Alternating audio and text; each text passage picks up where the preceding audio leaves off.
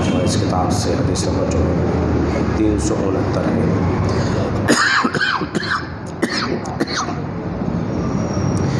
اس روایت کو امام بخاری بھی کتاب الادب کے اندر لے کر آئے ہیں۔ حضرت سیدنا انس بن مالک رضی اللہ عنہ سے روایت ہے کہ نبی پاک علیہ السلام کی خدمت میں ایک اعرابی حضور علیہ السلام کی خدمت میں حاضر ہوا، اور حاضر ہونے کے بعد اس نے بارگاہ رسالت میں عرض کی، یا رسول اللہ صلی اللہ علیہ وسلم قیامت کب آئے گی؟ سوال پوچھ رہا ہے قیامت کے بارے میں، قیامت کب آئے گی؟ آپ علیہ السلام نے ارشاد فرمایا، تو نے قیامت کے لیے کیا تیاری کر رکھی ہے؟ سوال تو پوچھ رہا ہے قیامت کا، تو نے تیاری کیا کر رکھی ہے؟ اس نے عرض کیا، رسول اللہ صلی اللہ علیہ وسلم میں تو اللہ کے رسول سے محبت فرماتا ہوں۔ تیاری میں کیا پیش کیا ہے اس نے کہ میں اللہ کے رسول سے محبت کرتا ہوں۔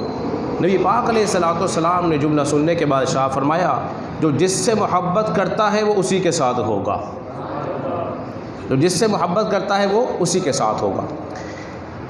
یہ دیہات کا رہنے والا ایک شخص تھا جس نے قیامت کا سوال پوچھا کہ قیامت کب آئے گی؟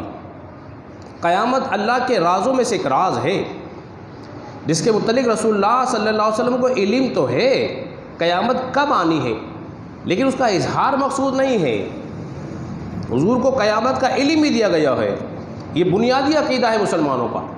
کوئی یہ نہ سمجھے کہ حضور کو قیامت کا علم نہ تھا، ایسا ہرگز نہیں ہے۔ جس طرح لوگوں نے کہا یہ پتہ نہیں ہے کون انسان کب کہاں مرے گا، بعض نے کہا یہ کہ کون نہیں جانتا سوائے اللہ کے، نہیں اللہ تو جانتا ہے، اللہ کی اسطاعت مصطفیٰ بھی جانتے ہیں۔ بخاری میں روایت موجود ہے، نبی پاک علیہ السلام نے جہاں جہاں نشان لگایا ہے نا جنگ بدر میں، وہ کافر وہیں مرا، وہ کافر وہیں مرا۔ یہ حدیث مبارکہ اس بات کی دلیل ہے رسول اللہ کو معلوم ہے کس نے کب اور کہاں مرنا ہے، کس وجہ سے مرنا ہے۔ اس میں بہت سارے دلائل دیے جا سکتے ہیں۔ ایک دلیل اور پیش کر دیتا ہوں۔ ایک شخص بڑی توانائی کے ساتھ لڑا اور لوگ اس کی تعریف کرنے لگے کہ وہ تو جنتی ہو گیا، اللہ کی راہ میں جہاد کر رہا ہے۔ فرمایا نہیں، جہنمی ہے، جہنمی ہے، اس کا انجام بھی جانتے ہیں۔ ان کو جب حضور علیہ السلام سے بات سنی تو صحابہ نے دیکھا کہ جو وہ زخموں سے چور چور ہو گیا، اس سے برداشت نہ ہو سکا۔ اس نے کیا کیا؟ تلوار پر اپنے آپ کو رکھا اور زور سے دبا لیا، اپنے آپ کو ہلاکت کر لیا۔ تو اپنی جان کو اس نے ہلاکت میں ڈال دیا۔ تو تھا وہ نیک کام کر رہا تھا، حضور کو اس کے انجام کوئی معلوم تھا، حضور فرمایا کہ وہ جہنمی ہے۔ تو دیکھو جہنمی ہو گیا۔ اللہ کے رسول کو اللہ نے علم غیب عطا فرمایا تھا، اسی لیے تو پوچھا قیامت کب آئے گی۔ اور قربان جائیے اس صحابی رسول کے بھی اپنے اعمال کو پیش نہیں کیا۔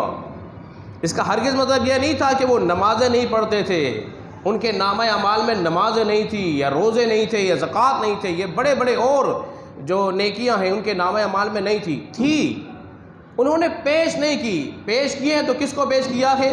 محبت رسول کو پیش کیا ہے۔ وہ سمجھتے ہیں کہ اعمال تو معمولی شے ہے، لیکن محبت رسول جو ہے وہ بڑی شے ہے، یہ کام آنے والی ہے۔ تو لہذا محبت رسول کو دل میں جگا دو۔ اور اللہ والوں کی محبت ہم بار بار بتا چکے، انسان کو دنیا میں بھی اور آخرت میں بھی بولیے نفع دیتی ہے۔ اس لیے اس نے کہا تھا کہ میں تو اللہ کے رسول سے محبت کرتا ہوں۔ حضور نے فرمایا پھر تو جس سے محبت کرتا ہے تیرا ساتھ تو اسی کے ساتھ ہوگا، تو اسی کے ساتھ ہوگا۔ حضرات محترم، محبت تقاضا اس بات کا کرتی ہے کہ جس سے انسان محبت کرتا ہے تو کیا کرتا ہے؟ اس کے طور طریقے کو اپناتا ہے، اس کے طور طریقے کو اپناتا ہے، اس کی ساری اچھائیاں اپنا لیتا ہے، ساری اچھائیاں اپناتا ہے۔ اب محبت رسول کی ایک بات بتاتا ہوں۔ حضرت عثمان غنی رضی اللہ عنہ وضو فرما رہے تھے اور وضو کرتے کرتے مسکرائے۔ کسی نے پوچھا اے عثمان کیوں ہنس رہے ہو؟ مسکرانے کی کوئی وجہ، کوئی بات یاد آ گئی ہے؟ بولے کوئی بات یاد نہیں آئی، بس ایسے ہی ایک دن رسول اللہ مسکرائے تھے تو میں بھی مسکرا رہا ہوں۔ یہ ہے محبت کی دلیل، جن سے محبت ہی ان کی اداؤں کو اپنا لیا۔ فاروق اعظم جا رہے تھے کسی سفر میں، ایک درخت تھا راستے میں، تو نبی پاک علیہ الصلوۃ والسلام جھک کے گزر گئے۔